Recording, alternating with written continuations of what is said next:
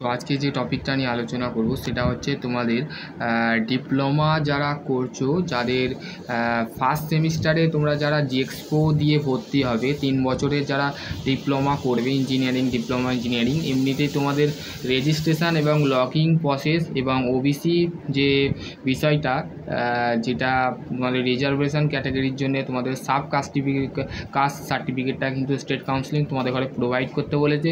তো যারা যারা এখনও করোনি তারা অবশ্যই করে নেবে। আর তোমাদের লাস্ট ডেট কিন্তু 30শে জুলাই, ঠিক আছে?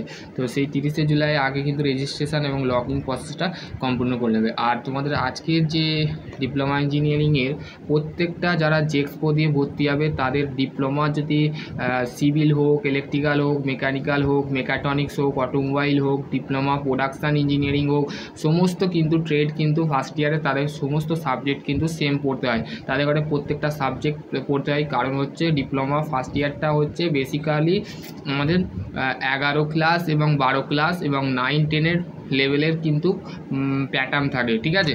তো সেই ক্ষেত্রে এবার হচ্ছে তোমাদের যে বিষয়টা আছে, যে ওয়েস্ট বেঙ্গল স্টেট কাউন্সিলিংয়ের যে রুটিন, সেটা তোমাদের ঘরে বা তোমাদের কি কি সিলেবাস আছে তোমাদের জানতে হবে। সেটা যে বেসিক ইঞ্জিনিয়ারিং ম্যাথ পড়তে হবে, ফার্স্ট ম্যাথ 1 এইখানে পড়বে, ম্যাথ 2 কিন্তু সেকেন্ড সেমে যে পড়বে, ঠিক আছে? তারপর হচ্ছে basic science, applied physics first physics এখন তোমরা পড়বে। আর কেমিস্ট্রিটা তোমাদের সেকেন্ড সেমে নেই, ঠিক আছে? বিগত বছর ধরে কেমিস্ট্রি তুলে দিয়েছে, ঠিক আছে? সেকেন্ড সেমে শুধু ফার্স্ট সেমিস্টারে তোমাকে কেমিস্ট্রি পড়তে হবে, সেকেন্ড সেমিস্টারে তুমি কেমিস্ট্রি পড়বে না, ঠিক আছে? ফিজিক্স পড়তে হবে, ম্যাথও তোমার থাকবে এবং যে বাকি সাবজেক্টগুলো আছে কমিউনিকেশান স্কিল, সেগুলো তোমাকে স্কিল যে ইংলিশ আছে সেটা ফার্স্ট সেমিস্টার পড়বে, সেকেন্ড সেমিস্টারে আরও সাবজেক্ট কমে যাবে, ঠিক আছে? ইঞ্জিনিয়ারিং গ্রাফিক্স তুমি সেকেন্ড সেমেও পড়বে, ইঞ্জিনিয়ারিং ওয়ার্কশপ প্র্যাকটিস এটা তোমরা পড়বে, applied physics 1 lab, applied physics chemistry, তোমাদের কেমিস্ট্রি ল্যাবের কিন্তু ফিজিক্সের ল্যাব আছে। আর একটা আছে home science and sports ego, তারপর হচ্ছে কমিউনিকেশান ইংলিশ স্কিল ল্যাব আছে, ঠিক আছে? যেখানে তোমাদের ঘরে কম্পিউটার ল্যাবে যে বসানো হবে, ঠিক আছে? আর একটা সাবজেক্ট আছে সেটা সেকেন্ড সেমে আছে, সেটা হচ্ছে ইনফরমেশান টেকনোলজি। তোমরা কমিউনিকেশান স্কিলটা পড়বে, তার সাথে সাথে ল্যাবে তোমাদের ঘরে নিয়ে যে তোমাদের সময় কমিউনিকেশান স্কিলের মধ্যে যেগুলো আছে সেইগুলো তোমাদের ঘরে শেখানো হবে, ঠিক আছে? তো এইগুলো কিন্তু তোমাদের বেসিক জিনিসগুলো এগুলো জানবে, ঠিক আছে? এবার হচ্ছে তোমাদের কোর্স অবজেক্টেড এগুলো একটু পড়ে নেবে, ঠিক আছে? কারণ হচ্ছে তোমাদের দেখো কোর্স কন্টেন্ট প্রথমে হচ্ছে অ্যালজেব্রা, তারপর হচ্ছে লগারিদম, ঠিক আছে? লগারিদমের মতন, তারপর হচ্ছে কমপ্লেক্স নাম্বার, কোয়ান্টিটি ইকুয়েশন, ঠিক আছে? বাইনোমিয়াল থিওরিয়াম, ঠিক আছে? এইখানে তোমাদের ভেক্টর অ্যালজেব্রা, ঠিক আছে? তার হচ্ছে ত্রিকোণমিতিক, এগুলো তো তোমরা ক্লাস 10-এ fix function, limit, continue derive, এগুলো তোমাদের যারা জিলেট দেবে তারা তো অবশ্যই জানো, তারা ফার্স্ট সেমিস্টার পড়ে আসছে এগুলো, ঠিক আছে? তাদের ক্ষেত্রে নয়। এবারে যে এক্সামিনেশান স্কিম, এবার হচ্ছে এক্সাম প্যাটার্ন, ঠিক আছে? সিলেবাসের মধ্যে ইঞ্জিনিয়ারিং ম্যাথ যেটা আছে অবজেক্টিভ কোশ্চেন 20 নম্বরে থাকবে 1 মার্কে, and list of the 5 question each of the group subjected of 40 marks of the 2 question 10 marks of the each of the group, ঠিক আছে? তো আমি বলে নিই যে তোমাদের একটা রিটেন এক্সাম হয়, 2 ধরনের রিটেন এক্সাম হয়, মানে এক্সাম যে প্যাটার্ন হয় সেটা হচ্ছে 2 ধরনের, একটা হচ্ছে ক্লাস টেস্ট আর একটা হচ্ছে তোমাদের রিটেন এক্সাম। যেটা তোমাদের রিটেন এক্সামটা হচ্ছে এক্সটার্নাল যেটা হয় এক্সাম হয়, বাট এন্ড সেমিস্টার যে এক্সাম হয় সেটা হচ্ছে 100-র মধ্যে 60 নম্বরের পরীক্ষা হয়, 60 নম্বরের পরীক্ষা হয়, যেটা তোমাকে 24 পেতে হয়, ঠিক আছে? এবার হচ্ছে যে ক্লাস টেস্টটা যেটা মেনলি হয় সেটা হচ্ছে তোমাদের ক্লাস থেকে, মানে যে টিচার সেটা ইন্টারনাল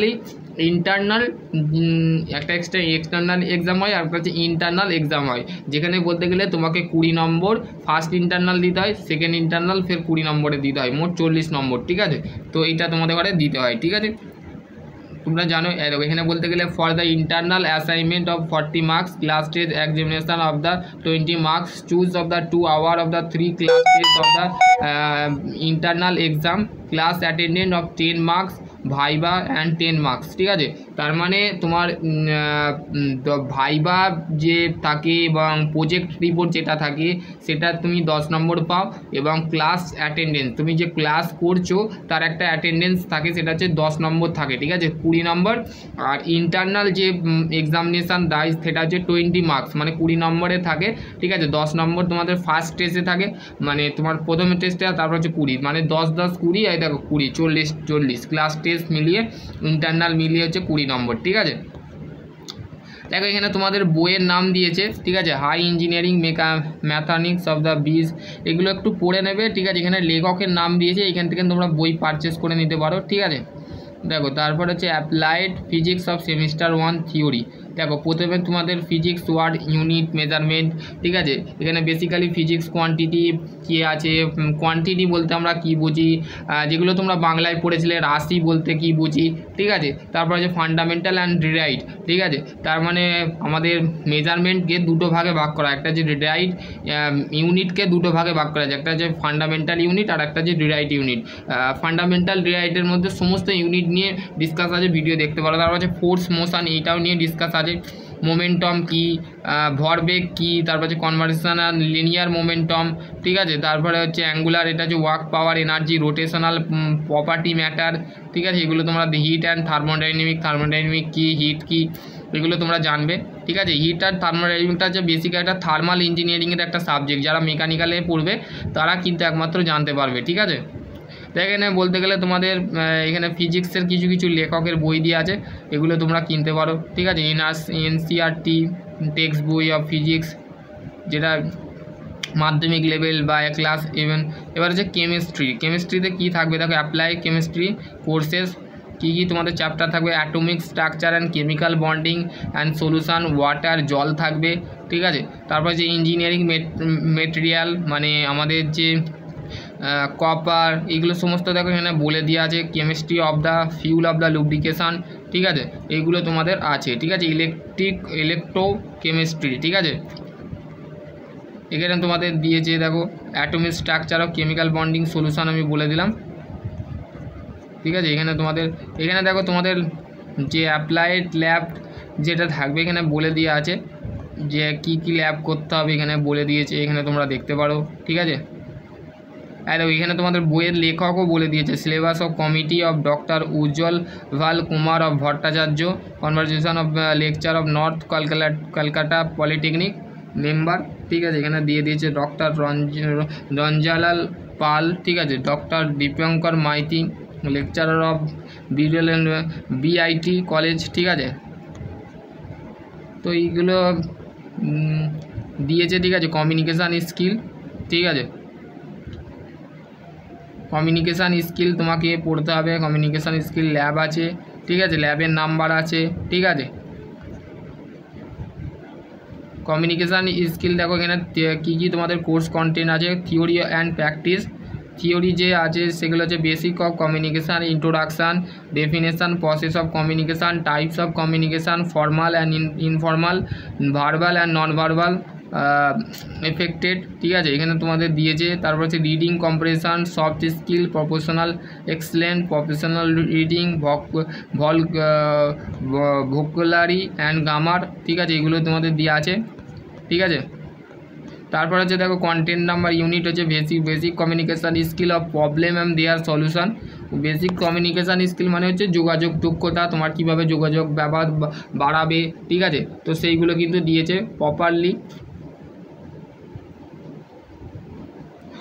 প্রপারলি তোমার দিয়েছে। তারপরে হচ্ছে স্পিকিং অ্যান্ড লিসেনিং, মানে কথা বলার দক্ষতা এবং শোনার দক্ষতা কতটা আছে তোমার, সেই চ্যাপ্টারে পড়বে, ঠিক আছে। তারপর হচ্ছে নন ভার্বাল কমিউনিকেশানটা কী, ঠিক আছে, এগুলো একটু দেখবে, ঠিক আছে। কন্টেন্ট দিয়েছে কী তোমাকে দেওয়া আছে, কন্টেন্টগুলো একটু দেখে নেবে, এগুলো তোমাদের আছে, ঠিক আছে। তোমার মেন হচ্ছে ইঞ্জিনিয়ারিং ওয়ার্কশপ প্র্যাকটিসটা বলে নিই, ঠিক আছে। প্রথমে হচ্ছে ইন্ট্রোডাকশান অফ সেশান, ঠিক আছে।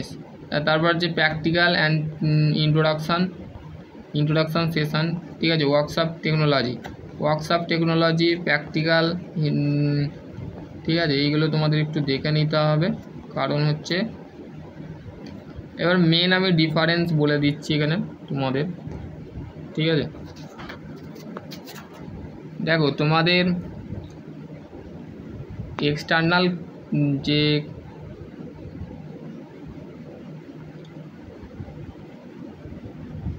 ক্লাস টেস্ট থাকে সেটা থাকে 20 নম্বর, ঠিক আছে, 20 নম্বর থাকে।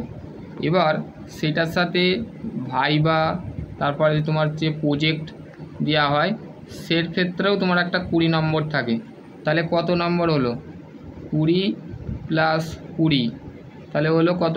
40 নম্বর, ঠিক আছে। এটা হচ্ছে তোমার কোথায় অ্যাড হবে? ইন্টারনাল মার্কসে অ্যাড হবে, ঠিক আছে। ইন্টারনাল মার্কস যেটা আছে সেই মার্কসকে অ্যাড হবে, ঠিক আছে। এটা গেল ইন্টারনাল, মানে তোমাদের এইটা কলেজ থেকে তোমার কলেজ বোর্ডকে পাঠাবে, ঠিক আছে। স্টেট কাউন্সিলিংকে কলেজ কিন্তু এটা পাঠাবে, ঠিক আছে, হলো। এবার তোমার যেটা আছে সেটা হচ্ছে এক্সটার্নাল বা এন্ড সেমিস্টার, এটাই হচ্ছে মেন, ঠিক আছে। এতে যদি তুমি সাপ্লি বা ব্যাক পেয়ে যাও তো সেই ক্ষেত্রে তোমাকে ফের পরীক্ষা দিতে হবে। ইন্টারনাল কিন্তু তোমাকে আর দিতে হবে না, কারণ হচ্ছে কলেজের হাতে নাম্বার থাকে বা কলেজ থেকে তোমাকে কিন্তু নাম্বার পাঠিয়ে দেওয়া হয় বোর্ডে, ঠিক আছে। এবার হচ্ছে এন্ড সেমিস্টার বা এক্সটার্নাল, ঠিক আছে। এন্ড সেমিস্টারে কত 60 নম্বর পরীক্ষা হয়, ঠিক আছে, 60 নম্বর পরীক্ষা হয়। 60-এর মধ্যে কত পেতে হয়? সেটা হচ্ছে ম্যান্ডেটরি 24, ঠিক আছে, 24 পেতেই হবে, ঠিক আছে, 24 পেতে হবে। 100-র মধ্যে ভাগ হয়ে যাচ্ছে, দেখো না, 100-র মধ্যে 40 যাচ্ছে কোথায়? ইন্টারনালে, আর এক্সটার্নালে কত যাচ্ছে? 60, ঠিক আছে। তাহলে 60, ঠিক আছে, 100-র মধ্যে 40 যাচ্ছে, মাথায় রাখবে ইন্টারনালে তোমাকে 40 পেতে হবে ইন্টারনালে, আর তোমাকে এক্সটার্নাল পেতে হবে 60-এর মধ্যে তোমাকে 24 পেতে হবে, ঠিক আছে। এখানে ধরো তুমি 40 পেলে আর এখানে 24 পেলে, তাহলে কত হলো? 4 আর 2 6, আর এখানে হচ্ছে 64, মানে 100-র মধ্যে তুমি 100-র মধ্যে 64 পেলে, ঠিক আছে, 64-র মধ্যে 100 পেলে, ঠিক আছে। এই যে সামথিং একটা তুমি তৈরি করলে সেটাই তোমার কিন্তু। এবার হচ্ছে আর একটা তোমার লাগে, সেটা হচ্ছে জিপিএ, ঠিক আছে। জিপিএ ডিপ্লোমায় জিপিএ লাগে, ঠিক আছে। জিপিএ যদি 4.0 হয় প্লাস হয়ে যায়, তার উপরে যায়, ধরো 5 পয়েন্ট সামথিং 80 এরম পেলে, তো সেই ক্ষেত্রে তুমি কিন্তু পাস, ঠিক আছে। এর নিচেই যদি চলে যাও, 4.0 নিচেই যদি চলে যাও তাহলে তুমি ফেল, ঠিক আছে। বড় 8 পয়েন্ট, কেউ 3.8 পেয়েছে, ঠিক আছে, তো তার ক্ষেত্রে সাপ্লি বা ব্যাক আসবে, ঠিক আছে। এই কারণেই সাপ্লি আসে, ঠিক আছে, হলো। ঠিক আছে, চলো আজকের টপিক এখানে এন্ড করছি, ঠিক আছে। সমস্ত কিছু আমি বলে দিয়েছি। এবার হচ্ছে তোমাদের কি এখানে দিয়ে দিয়েছে ফান্ডামেন্টাল ওয়েস্টার, এটা হচ্ছে তোমাদের সিলেবাস, কমিউনিকেশান স্কিলের সিলেবাস, এইগুলো একটু দেখে নেবে, ঠিক আছে। তোমাকে কিন্তু যেগুলো দরকার সেগুলো আমি বলে দিলাম, ঠিক আছে। তো চলো আজকের টপিক এখানে এন্ড করছি। সকলে ভালো থেকো, সুস্থ থেকো, থ্যাংক ইউ।